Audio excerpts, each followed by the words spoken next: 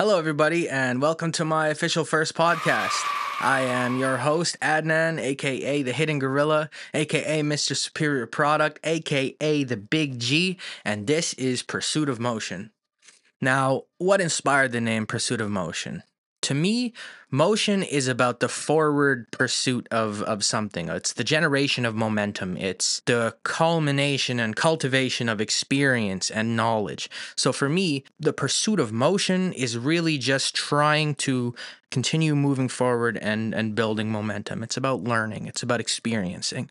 And really, there's no moment or specific conversation that sparked my want for a podcast. In this modern day and age, the idea of a personal brand and the idea of like really building a specific image for who you are online is integral, especially, if you're considering monetizing or finding a way to create influence online. And so when I thought about what I could do, I'm not going to be one of these streamers that's running around hassling people or contributing to the degeneracy of the future generations. That's not me.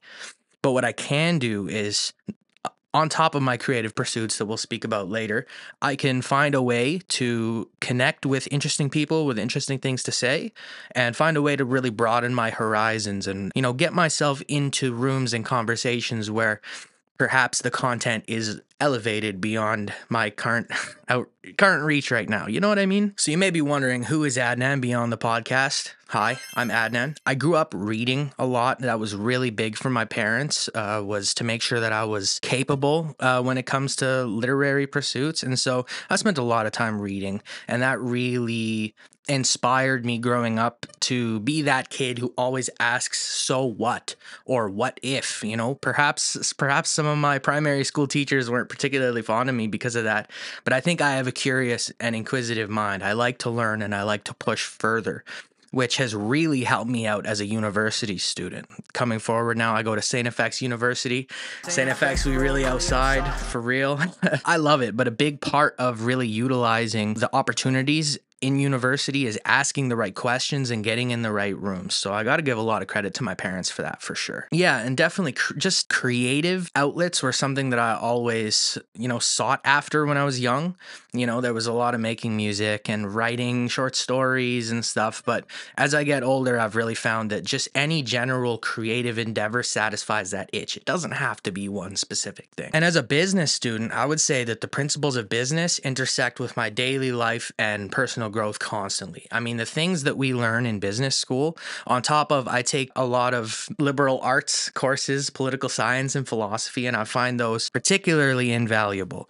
But when it comes to business, just the ability to plan, to think, to understand motivation, and to make connections with people in different fields, to understand the different sort of facets and elements of starting a business. I'm only a second year, so I'm not going to sit here and lie to you, pretend like I'm some expert, but I will say that there's a certain degree of information and of learning how to present and put together an idea that I'm not sure I would have been able to attain without an education. So maybe it's not for everybody, but I will say being a business student is very, very helpful. And if you get an opportunity to go to business school, I'm biased, but I definitely am pro school. So you may be asking yourself, what is a liberal arts education? What does that mean to you? And why do I believe in its value?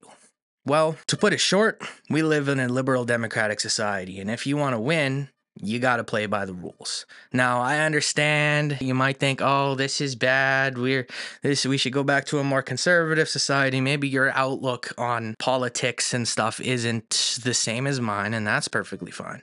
There's a big push, especially I would say in our generation, and especially I would say in men, to step away from liberal arts. And I was one of those people. I graduated high school 4 years before going to university. Was not interested. And then all of a sudden, I am, because really a liberal arts education is about the expansion of your knowledge and of your mindset and worldview. And while some people may think a lot of what they're studying isn't helpful, I think you need to find a way to apply what you've learned to real life, not try and find a life where what you've learned applies to it, if that makes any sense. And a big pivotal moment that actually led me to school that really changed my whole everything up is one of my mentors, and he's going to be further on down the line as a podcast guest. I'm very excited. But him and I used to debate. A medium known fact about me, I'm captain of the Saint FX JDCC debate team. I love debating. I think discourse is legitimately the foundation of all things that our society has. The second that you shut down conversation, and I'm not talking maybe language that is prohibited in the modern day and age, but the second that you censor and shut down just conversation generally, discourse,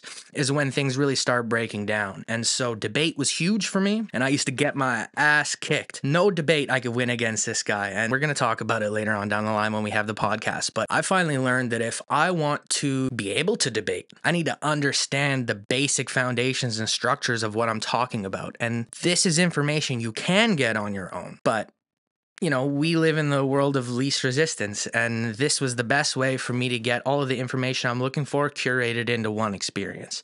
And then you add on all the perks of being a university student and moving to the other side of the country, and it's super sick. But liberal arts education to me is really just cultivating your character. And that's why I think it's super important. And if you're going to be the type of person who's interested in debate and argument and rational discourse, how can you possibly think that you can be successful without knowing the basics of what you're talking about? Maybe you can figure all that out on your own, but for me, I needed to go to school for that. And yeah, I'm very happy with it. So outside of academics and podcasting, my passions lie around music, lifting weights. I'm looking a little bit big right now, but it's the winter bulk. You got to make some sacrifices if you're going to bench 315. But I digress. I love going to the gym. I love reading. I love making music. I'm a rapper myself. All sorts of links. If you're listening to this, odds are you've heard one of my songs. So I appreciate you, and I hope that you enjoyed it. Further, as far as passions go, I love to box. I love to be out and about. I like to see people and be extroverted. Now, I would say I'm the type of person that it's more likely I'm going to say no to coming out than actually saying yes. I'm extroverted, but I definitely like to be in control of what it is I'm doing and where I'm going and who I'm with. So I like to think that makes my yeses more valuable. But, to each their own. Maybe I could be out doing more stuff, but I think I'm doing enough stuff while I'm in. You know what I'm saying? Passions? I would say creating. Just creating generally is a big passion of mine. I really like to do things, and that's what excites me about YouTube. This feels like a big opportunity for me to branch into a completely creative outlet where any direction I want to go is really possible as long as I'm willing to pursue it, right? Pursuit of motion. As far as books, podcasts, or influential figures, I would say a lot of the people that are going to be on this podcast, perhaps each and every one of them is influential to some degree because they've taught me something that I found worthy of communicating about and relating to you further down the line. But I'd say some really big influential figures on me, Jordan Peterson, his book 12 Rules for Life, whether you like him or not, whether you're a politically motivated person or not, you cannot deny the function in that book. Andrew Tate, again, a bunch of you guys are gonna, he likes Tate, whatever, bro, stop freaking out. The internet is a big place, and you need to be able to sort through positive information and negative information. I don't take everything I hear and just apply it. And, a lot of stuff like Ben Shapiro, for example, I listen to him a lot. I don't take a word of what he says as fact because it's entertainment. It's politically fueled entertainment. And, there are some things going on in the world right now that have sort of poisoned the well as far as discourse goes. So I'm not going to sit here and say that Shapiro is a big guy I'm advocating for, but you understand, there's a certain conservative essence that I can appreciate. What else? Books. I read Harry Potter books a lot growing up. I know I'm a nerd. I know what you're thinking. I really appreciated those books. Oh, also 50 Cent, he put out a book called Hustle Harder, Hustle Smarter. Very important book as well. I highly advise that. I can't stress to you the importance of reading and of finding your own material that interests you. Not everything that I read is going to interest you, but certainly you should be pursuing, further education. But that's a lot of what this podcast is about. Now, my goals for Pursuit of Motion are to expand the horizon of people who are listening, expand my own personal legitimacy. I'd like to be known as someone who has conversations that further discourse, that further, rational conversation. I feel like part of this podcast is for the people to enjoy, and part of it is for my own degree of legitimacy to prove that I can hold my own with important conversations, or at the very least, if I look silly and I get absolutely mogged by some, intellectual powerhouse, I'm going to take that as a learning experience because ultimately, you don't fail as long as you keep going. You don't fail as long as you choose to learn the lessons that are sort of put in front of you. So you can expect me to say some dumb stuff on this podcast. You can expect me possibly to seem out of place, but you got to understand that's part of the journey of becoming the person, right? I foresee this podcast evolving into almost like a valuetainment, PBD, Joe Rogan type. I'm not going to presume that I can get to any sort of real scale, but just the concept of having someone who is particularly educated in an area coming on and making the strongest case for it, that very much excites me. Some future podcast episodes, we got a bunch of professors from St. FX, some from the political science department, some business professors, some philosophy professors. I think that over this summer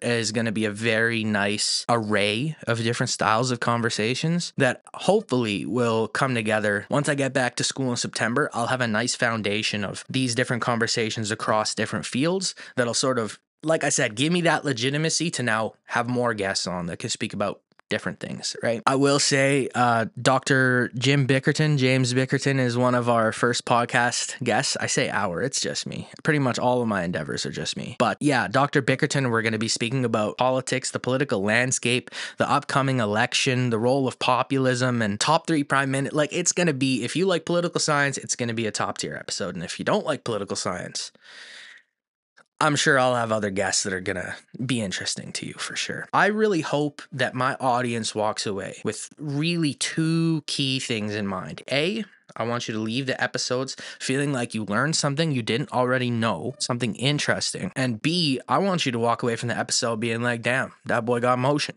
Adnan got motion. Like, that is a big part of this. I'm doing a podcast just to prove that I'm the type of guy capable of conducting himself in this kind of setting. And I'm very confident and optimistic that this is going to be a successful endeavor. But hey, I guess you never know, right? As far as involving people into the podcast over time, I'd love to have people, message me about sort of ideas or concepts or games or terms that they want me to explore, or perhaps even conspiracy theories would be an interesting way, although to a certain extent that could have a detrimental effect on legitimacy. So we'll have to see. But really, I want my audience to feel like they can message me and say, hey, like, this professor or this person I know is connected in this field of information. And, I'm sure you guys can have, I don't know. I plan on involving listeners by having open dialogue. I want people to be able to message me and tell me what they want to hear, or where I can work on my speech abilities, or where they're not fans of this certain type of guest, or maybe I need to have a more diverse crowd, or maybe you guys hate my political opinion and don't want to hear it anymore. I'll probably keep just saying whatever I want if that last one is the case.